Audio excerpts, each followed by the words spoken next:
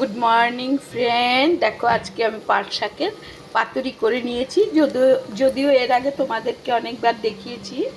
আজকে পাতুরিটা করেছি আমি কালো জিরে ফোড়ন দিয়ে।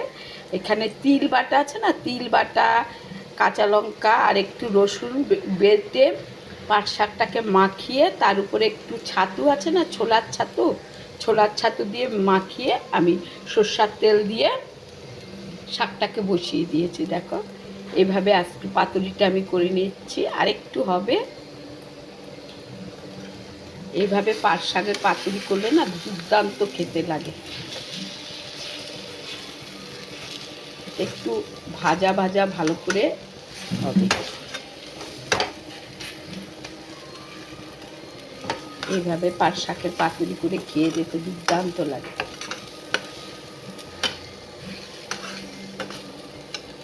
তারপরে হয়ে গেলে উপর থেকে আমি আরেকটু সর্ষের তেল দিয়ে দেবো। রেসিপিটি ভালো লাগলে লাইক কমেন্ট শেয়ার করবে, আমার পাশে থাকবে বন্ধুরা। সবাই ভালো থাকো, সুস্থ থাকো। খুব গরম পড়েছে, গরমে সবাই জল খাবে, বেশি করে শরবত খাবে এবং ভালো ভালো জিনিস খাবে।